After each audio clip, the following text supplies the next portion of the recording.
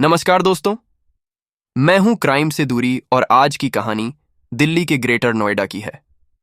आज की कहानी सुनकर आपको किसी बहुत बड़े क्राइम थ्रिलर मूवी का प्लॉट भी कमजोर लगने लगेगा, क्योंकि इस हत्याकांड के पीछे की साजिश इतनी अजीब और इतनी चौंकाने वाली है जिस पर आसानी से यकीन कर पाना मुश्किल है। ग्रेटर नोएडा में गौतम बुद्ध नगर जिले में एक जगह है, सूरजपुर।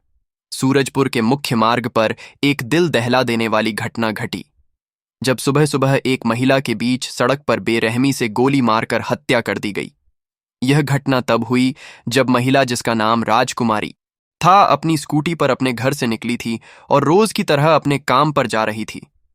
राजकुमारी ग्रेटर नोएडा के सरस्वती विहार इलाके की रहने वाली थी और वह हर दिन इसी रास्ते से अपने काम पर जाया करती थी।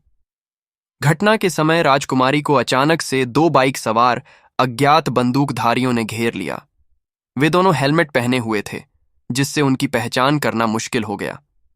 उन्होंने बिना किसी चेतावनी के राजकुमारी को निशाना बनाकर बीच सड़क पर गोली चला दी। राजकुमारी का शरीर तुरंत सड़क पर गिर गया और वे दोनों बाइक सवार लोग गोली मारकर घटनास्थल से फरार हो गए। इस भयावह हत्या की खबर की तरह फैल गई और पूरे इलाके में हड़कंप मच गया। आसपास के लोग इस घटना से सख्ते में आ गए।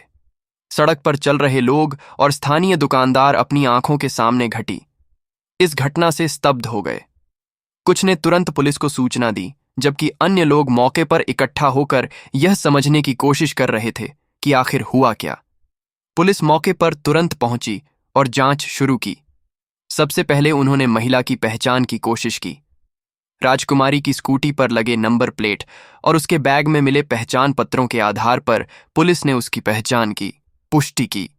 राजकुमारी की हत्या ने पूरे क्षेत्र में सनसनी फैला दी। यह घटना चौंकाने वाली थी, क्योंकि राजकुमारी एक साधारण महिला थी जिसका किसी से कोई विवाद नहीं था। उसके घर वालों और पड़ोसियों के लिए यह यकीन करना मुश्किल हो रहा था कि कोई इस तरह से राजकुमारी की हत्या कर सकता है। घटनास्थल पर पुलिस ने तुरंत जांच शुरू की, लेकिन हमलावरों की पहचान करना मुश्किल हो रहा था, क्योंकि उन्होंने हेलमेट पहन रखा था और वे अपनी बाइक की नंबर प्लेट भी छुपा कर रखे थे। इस जघन्य हत्या के बाद पुलिस ने सीसीटीवी फुटेज खंगालने का काम शुरू किया। साथ ही आसपास के लोगों से पूछताछ की। घर वालों को इसके बारे में बताया गया, तो जब घर वालों को बताया गया तो पति और बेटी, तमाम परिवार के लोग मौके पर पहुंचे और उन्होंने राजकुमारी की लाश देखी। वह भी जोर जोर से रोने लगे, बुरी तरह से रोने भी लगने लगे। ये जो केस था, बिल्कुल ही एक कॉम्प्लिकेटेड केस था, जिसमें हथियारों का पता नहीं कहां से आए, कहां चले गए। हेलमेट लगाए हुए थे। किसी ने उनको इस तरह नहीं देखा कि उनकी पहचान कर पाते, या किसी ने बाइक का नंबर भी नहीं देखा था। तो पुलिस भी बहुत कंफ्यूज थी और पुलिस को इस मामले की जांच कैसे आगे बढ़ाए समझ में नहीं आ रहा था। लेकिन पुलिस ने पारंपरिक तरीके से घर वालों से पूछताछ कर इस मामले की तफ्तीश आगे बढ़ाने का। सबसे पहले राजकुमारी की बेटी से बात की, जो बहुत ही अपनी मां से करीबी थी। उससे पूछा गया कि तुम्हारी मां की हत्या किसने की होगी? क्या तुम्हारी मां की किसी से कोई लड़ाई थी? कोई ऐसी बात तो? राजकुमारी की बेटी ने पुलिस को यह बताया कि मेरी मां लोगों को ब्याज पर रुपए देने का काम करती थी और वह इसके लिए बाकायदा एक डायरी मेंटेन करती थी, जिसमें किस आदमी को उसने कितने रुपए दिए, कब दिए, ये सारी चीजों का हिसाब किताब लिखा होता था। तो कई लोगों से उनके अच्छे रिलेशन थे, कई लोगों से इन्हीं रुपए पैसों के चक्कर में उनके रिलेशन खराब भी थे, और उनका रिलेशन उनकी बहन से, यानी मेरी मौसी से, काफी खराब हो गया था। रुपए पैसों को लेकर मौसी के साथ उनकी लड़ाई हुई थी, और हम तो यह पूरा यकीन है कि मेरी माँ के कत्ल के पीछे मेरी मौसी का ही हाथ है। उन्होंने ही मेरी माँ की हत्या करवा दी होगी। अब एक बेटी जो इनोसेंट है, वह जब इस तरह की बात पुलिस को बताए तो पुलिस का भी माथा ठनका। पुलिस को लगा कि हाँ, ऐसा हो सकता है कि बहन ने ही बहन की हत्या करवा दी हो। आज के जमाने में तो कुछ भी मुमकिन है, आप सब जानते हैं। पुलिस को भी सब पता होता है। तो पुलिस ने राजकुमारी की बहन से पूछताछ किया, उसके परिवार वालों से भी पूछताछ की। पुलिस ने तमाम सवाल जवाब किए, और थोड़े सवाल जवाब के बाद पुलिस को यह यकीन हो गया कि इस मामले में बच्ची जो है कंफ्यूज कर रही है, जो बता रही है उस बात में दम नहीं है, क्योंकि राजकुमारी की बहन इस मामले में इवॉल्व नहीं है। एक तरह से पुलिस की जांच में राजकुमारी की बहन को क्लीन चिट मिल गई, क्योंकि राजकुमारी की बहन अपनी बेगुनाही साबित करने के लिए जो भी दलील उसने पुलिस को दी हो, उन बातों से पुलिस कन्विंस हो गई। कई बार होता है ना कि इंसान बता देता है कि नहीं, मैं वहां थी नहीं, या इस जगह थी, या मैं अपनी बहन को क्यों मारूंगी, और अगर मैं मारूंगी तो मेरे मोबाइल फोन तो कहने का मतलब एक आदमी जब बेगुनाह होता है तो उसका बॉडी लैंग्वेज भी अलग होती है, और एक आदमी जो दोषी होता है अगर वह किसी मामले में फंसता है तो उसकी बॉडी लैंग्वेज अलग होती है। तो राजकुमारी की बहन को एक तरह से पुलिस ने इस मामले में जांच के बाद और छानबीन करने के बाद क्लीन चिट दे दी। उसके पति से भी पूछताछ होनी थी, लेकिन पति ने तो नई कहानी सुना नहीं। पति ने तो बकायदा रिपोर्ट दर्ज कराई, कंप्लेंट के तौर पर नाम लिया अपने एक साढ़ू भाई का, यानी जो राजकुमारी की बहन है उसके पति का, और वह जो साढ़ू भाई है वह हरियाणा का रहने वाला था। तो वहां रुपए पैसे की नहीं थी। साढ़ू भाई का नाम इसलिए लिया क्योंकि उसके साथ प्रॉपर्टी को लेकर भी राजकुमारी का और उसके पति पुष्पेंद्र का नाम है। राजकुमारी से उसका विवाद चला रहा था, तो अब पुष्पेंद्र ने अपने साढ़ू भाई का नाम ले लिया। तो पुलिस ने उसके साढ़ू भाई से पूछताछ करने का फैसला किया। पुलिस की एक टीम हरियाणा गई। साढ़ू भाई घर में ही मिल गए। अगर कोई कत्ल करवाता है तो वह आसानी से घर में सोता नहीं। आमतौर पर लोग इस तरह की घटनाओं को अंजाम देने के बाद फरार हो जाते हैं, लेकिन यहां साढ़ू भाई घर में मिल गया। इससे पुलिस को साढ़ू भाई पर भी शक जो है हो गया। हालांकि साढ़ू भाई से भी पुलिस ने पूछताछ की, तमाम सवाल जवाब की, अपनी बेगुनाही में तुम्हारे पास क्या दलील है, अगर तुमने नहीं मारा तो कौन हो सकता है, तमाम तरह की बातें पुलिस ने की। साढ़ू भाई ने हर चीजों का जवाब बहुत कॉन्फिडेंस के साथ दिया, और पुलिस को लगने लगा कि जिस तरह राजकुमारी की बहन इस मामले में इवॉल्व नहीं है, उसी तरह पुष्पेंद्र यानी राजकुमारी के पति का साढ़ू भी इस मामले में इवॉल्व नहीं है। ये दो ऐसे नाम थे जिनको पुलिस ने जांच किया और उसके बाद एक तरह से क्लीन चिट दे दी। अभी पुलिस की जांच चल रही थी, और जैसा कि मैंने आपको बताया 3 सितंबर को यह घटना हुई थी। इसके 2 या 3 दिन बाद इस मामले में एक बहुत बड़ा ट्विस्ट आया, और वो ट्विस्ट बहुत ही अजीब, बहुत ही चौंकाने वाला था। ट्विस्ट यह कि ग्रेटर नोएडा के ही इलाके में गौतम बुद्ध नगर जिले में जांच के दौरान, छानबीन के दौरान पुलिस को 2 लोग मिले। यह 2 लोग बाइक पर जा रहे थे, और जब पुलिस ने नाकाबंदी कर रखी थी तो यह 2 लोग उस नाकेबंदी को तोड़कर जाने की कोशिश कर रहे थे। और यह 3 सितंबर के जस्ट कुछ दिनों के बाद की घटना है। इस बीच पुलिस ने वह सारी जांच और सारी पड़ताल की थी जिसके बारे में मैंने आपसे जिक्र किया। तो ये 2 लोग जो है वह नाकेबंदी निकलने की कोशिश कर रहे थे। पुलिस ने जब इनको रुकने का इशारा किया तो जैसा कि आमतौर पर अपराधियों की आदत होती है, उनका रुकने का तो कोई सवाल ही नहीं था। वहां से भागने की कोशिश में जो भी फायर आर्म्स उनके पास थे, उन्होंने उसका इस्तेमाल करते हुए पुलिस को डराने के लिए फायरिंग शुरू कर दी। लेकिन यूपी पुलिस का रिकॉर्ड है कि वे ताबड़तोड़ एनकाउंटर करने में पीछे नहीं हटते। आपको पता है आजकल ऐसे मामलों में पुलिस कितनी तेजी से कार्रवाई करती है। ग्रेटर नोएडा की पुलिस ने भी पलटवार किया, और इस पलटवार में जो 2 लोग पुलिस की नाकेबंदी को तोड़कर भागने की कोशिश कर रहे, इन दोनों लोगों के नाम हैं अनिकेत दुजाना और मोनू गुर्जर। इनका ताल्लुक दिल्ली के आसपास के इलाकों से ही है। जैसे मोनू गुर्जर हापुड़ का रहने वाला है और अंकित दुजाना यह मोनू गुर्जर का जानकार है। दोनों के पांव में गोली लग चुकी थी। दोनों को पुलिस ने पकड़ा। दोनों अपराधी तो थे, वरना पुलिस को देखकर क्यों भागते, पुलिस पर गोली क्यों चलाते। अब जब इनसे पुलिस ने सख्ती से पूछताछ की और इन्होंने जब मुंह खोला तो जैसा कि मैंने आपको बताया कि राजकुमारी के कत्ल के मामले में सबसे बड़ा ट्विस्ट आया। वह ट्विस्ट यह था कि इन दोनों ने राजकुमारी का कत्ल करने कबूल कर ली।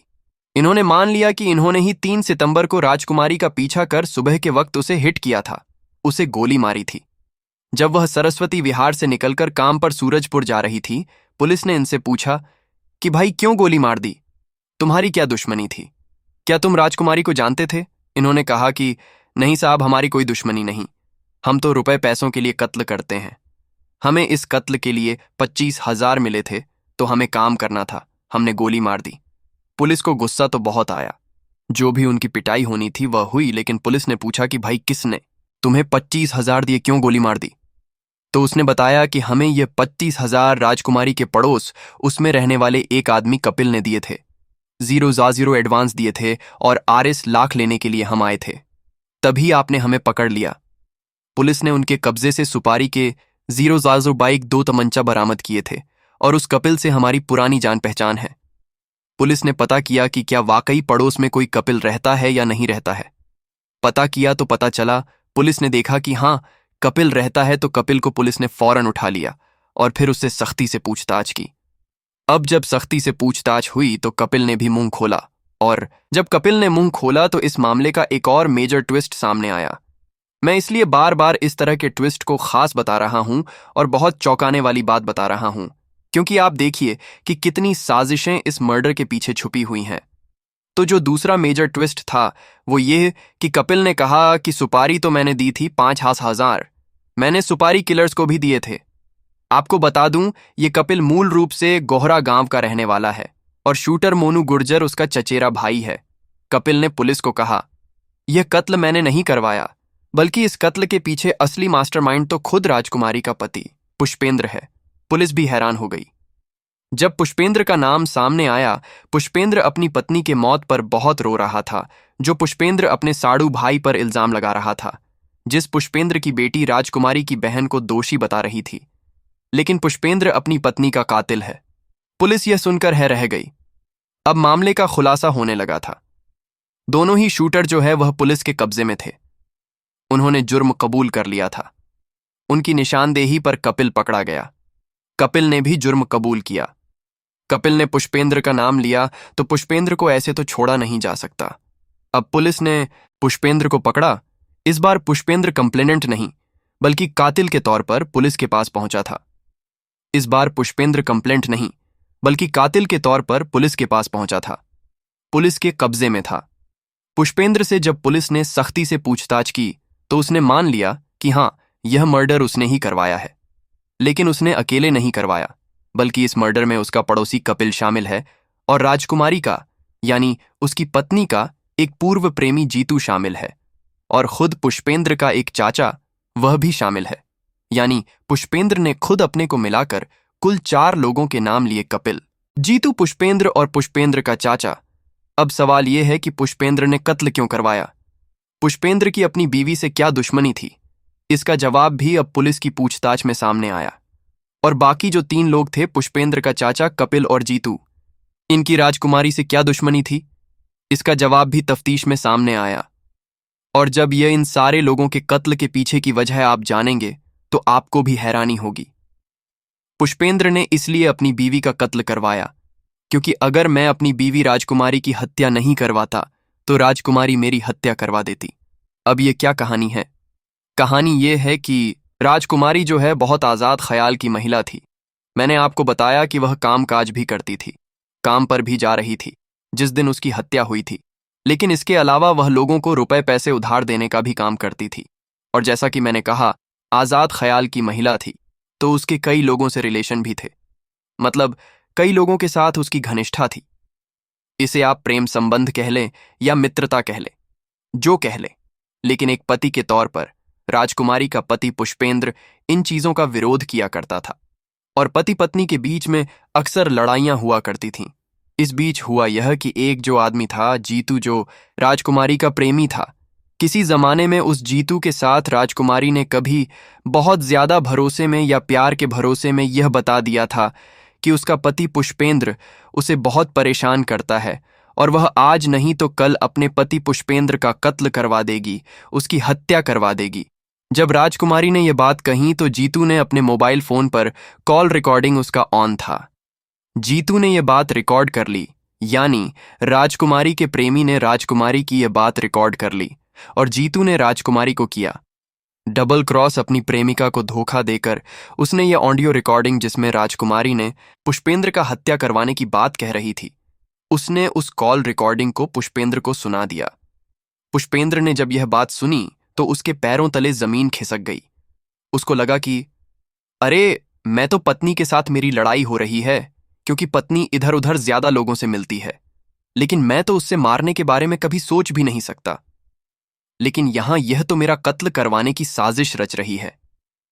पुष्पेंद्र ने उसी वक्त, आज से कोई 2 साल पहले, उसने तय कर लिया था कि वह राजकुमारी को जिंदा नहीं छोड़ेगा।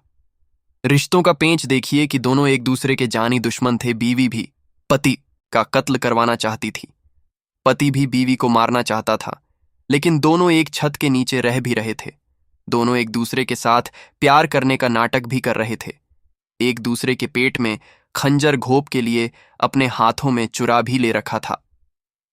अजीब है, कहानी तो पति ने यह तय कर लिया कि वह राजकुमारी की हत्या करवाएगा।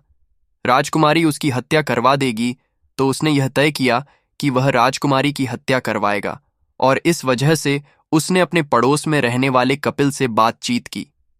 राजकुमारी की हत्या के बाद उसके पति पुष्पेंद्र ने कपिल गुर्जर को उधार दी गई रकम माफ हो जाने का वादा किया था, इसलिए वो दोनों भी राजकुमारी की हत्या की योजना में शामिल हो गए। अब कपिल इसलिए तैयार हो गया क्योंकि कपिल ने राजकुमारी से लोन पर उधार पर रुपए ले रखे थे, और यह रुपए वह राजकुमारी को वापस नहीं लौटाना चाहता था। उसके ऊपर RSJ उधार थे। ठीक इसी रीजन की वजह से हत्या के प्लान में शामिल हो गया। राजकुमारी का पूर्व प्रेमी भी इसी वजह से शामिल हुआ, क्योंकि उसने भी राजकुमारी से पैसे उधार लिए थे। उसके ऊपर RS लाख रुपए उधार थे, और वो रुपए वापस नहीं लौटाना चाहता था। और ठीक इसी वजह से पुष्पेंद्र का एक चाचा, जिसने राजकुमारी से रुपए ले रखे थे, वह भी रुपए राजकुमारी को नहीं लौटना चाहता था, तो वह भी इस मर्डर की साजिश में शामिल हो गया। इस तरह से 4 लोग मिले, और इन 4 लोगों में सबसे बड़ा दुश्मन तो पति ही था, क्योंकि उसको लगता था कि राजकुमारी उसकी हत्या करवाना चाहती थी, और बाकी लोग अपने अपने रुपयों जो उन्होंने उधार में ले रखे थे, उन रुपयों को वह चुकाना नहीं चाहते थे, तो उससे मुक्ति पाना चाहते थे। मतलब बाकी लोग जो हैं वो बेईमान थे, नियत के खोटे थे, जो किसी का हक मारना चाहते थे, किसी के हिस्से के पैसे मारना चाहते थे, और इस वजह से वह राजकुमारी की हत्या में साथ देने के लिए तैयार हो गए। और पुष्पेंद्र का तो यह कहना था कि उसकी बीवी ने एक तो उसे रिलेशन के मामले में धोखा दिया ही, कई लोगों से प्रेम संबंध रखती रही, और ऊपर से उसकी हत्या की साजिश रच रही थी। तो इससे पहले कि उसकी बीवी उसकी हत्या करे, उसने तय किया कि वह अपनी बीवी की हत्या करवाएगा। लेकिन हत्या की एक वजह और भी थी, और वह यह कि सरस्वती विहार स्थित मकान राजकुमारी के नाम था, जिसे पति इसे हड़पना चाहता था। राजकुमारी के पास 8 लाख पड़े थे, उसे भी उसका पति हड़पना चाहता था, इसलिए उसने इस हत्या की साजिश रची, कपिल से बात की। कपिल सुपारी किलर्स को जानता था, और उन सुपारी किलर्स 25,000 में राजकुमारी की हत्या कराने का सौदा तय हुआ। और इसके बाद, जैसा कि मैंने आपको बताया, 3 सितंबर को प्लानिंग हुई। राजकुमारी जब घर से निकली तो पति पुष्पेंद्र दोनों शार्प शूटर को फोन से उसकी लोकेशन बता रहा था, ताकि आसानी से राजकुमारी को मारा जा सके। ये किलर्स उसका पीछा कर रहे थे, और दोनों कातिल जब उनको मौका मिला सुनसान सड़क पर सूरजपुर के रास्ते में, तब उन्होंने राजकुमारी को बिल्कुल करीब से 3 गोलियां मारी, और बाइक पर आए थे। बाइक से ही फरार हो गए। हेलमेट पहने हुए थे। कोई उन्हें पहचान नहीं पाया, मगर इत्तेफाक देखिए कि कुछ ही दिनों के बाद, तकरीबन 4 से 5 दिनों के अंदर, वो कातिल जो है ग्रेटर नोएडा के इलाके में ही एक नाकेबंदी में पुलिस के हत्थे चढ़ गए। फायरिंग भी हुई, और एनकाउंटर में दोनों कातिल जख्मी भी हो गए। कपिल ने भी पुलिस के सामने कबूल किया कि उसने ही सुपारी दी थी, लेकिन असली मास्टरमाइंड राजकुमारी का पति पुष्पेंद्र था। पुष्पेंद्र ने अपनी पत्नी की हत्या इसलिए करवाई क्योंकि उसे डर था कि अगर वह ऐसा नहीं करता तो राजकुमारी उसकी हत्या करवा देती। उसने बताया कि राजकुमारी का एक पूर्व प्रेमी जीतू था, जिसने राजकुमारी के पति पुष्पेंद्र को राजकुमारी की हत्या की साजिश के बारे में बताया था। इस खुलासे के बाद पुलिस ने कपिल, जीतू और पुष्पेंद्र को गिरफ्तार कर लिया। इस पूरे मामले का सबसे चौंकाने वाला पहलू यह था कि पति पत्नी दोनों एक दूसरे की हत्या करवाने की योजना बना रहे थे, लेकिन दोनों एक छत के नीचे रहते हुए एक दूसरे के साथ प्यार का नाटक कर रहे थे। आखिरकार पुष्पेंद्र ने अपनी पत्नी की हत्या की योजना बनाई, और कपिल, जीतू और अपने चाचा के साथ मिलकर इस साजिश को अंजाम दिया। राजकुमारी का कत्ल एक ऐसी घटना थी जिसमें रिश्तों की गुथ-आं और विश्वासघात की परतें खुलती चली गईं। पुष्पेंद्र ने राजकुमारी की हत्या की योजना बनाई, जिसमें उसने कपिल और अपने चाचा को शामिल किया। कपिल तो पहले से ही राजकुमारी का कर्जदार था और उससे छुटकारा पाना चाहता था। जीतू को भी राजकुमारी से संबंधों के कारण डर था कि अगर उसने पुष्पेंद्र को सब कुछ बता दिया तो उसकी भी जान खतरे में पड़ सकती है। इसी कारण जीतू भी इस साजिश में शामिल हो गया। राजकुमारी की हत्या का दिन तय हो गया। 3 सितंबर की सुबह जब राजकुमारी अपनी स्कूटी पर काम के लिए निकल रही थी, तभी मोनू गुर्जर और अनिकेत दुजाना, जिन्हें कपिल ने सुपारी दी थी, ने उसका पीछा किया। जैसे ही वे सूरजपुर के रास्ते पर पहुंचे, उन्होंने राजकुमारी को गोली मार दी और फरार हो गए। हत्या के बाद पुष्पेंद्र ने अपनी मासूमियत का नाटक किया और अपनी पत्नी के लिए घड़ियाली आंसू बहाए। उसने अपने साड़ू भाई और राजकुमारी की बहन पर शक जताकर पुलिस की दिशा भटकाने की कोशिश की, लेकिन जैसे जैसे पुलिस की जांच आगे बढ़ी, सच्चाई सामने आ गई। आखिरकार जब मोनू और अनिकेत पकड़े गए और उन्होंने साजिश का खुलासा किया, तो कपिल भी पुलिस के शिकंजे में आया। कपिल ने पुष्पेंद्र और बाकी साथियों के बारे में सब कुछ उगल दिया। पुष्पेंद्र को जब पुलिस ने हिरासत में लिया और कड़ी पूछताछ की, तो उसने भी अपना जुर्म कबूल कर लिया। पुष्पेंद्र के कबूलनामे के बाद पुलिस ने बाकी सभी आरोपियों को भी गिरफ्तार कर लिया। राजकुमारी की हत्या की यह खौफनाक साजिश, जिसमें पति, प्रेमी और पड़ोसी शामिल थे, ने सभी को हिलाकर रख दिया। यह घटना एक बार फिर साबित करती है कि रिश्तों की आड़ में कैसे लोग एक दूसरे के खिलाफ खतरनाक साजिशें रचते हैं। आखिरकार न्याय की प्रक्रिया के तहत पुष्पेंद्र और उनके साथियों को उनके अपराधों की सजा मिली।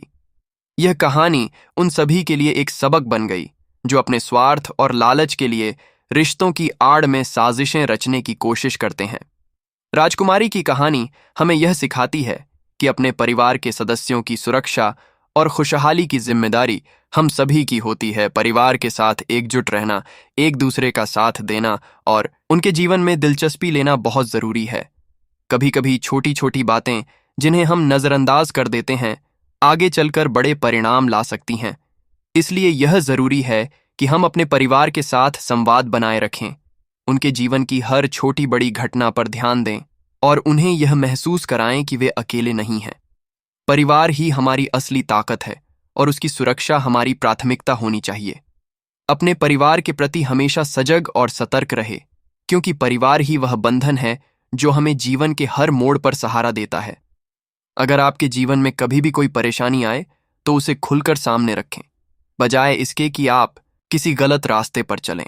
हमारी इस कहानी को सुनने के लिए धन्यवाद। इसी तरह की सच्ची घटनाओं और सीखों के साथ मैं फिर लौटूंगा। तब तक लिए सुरक्षित रहे, सतर्क रहे और ध्यान रखें कि किसी भी संदिग्ध स्थिति में सही कदम उठाना कितना जरूरी है।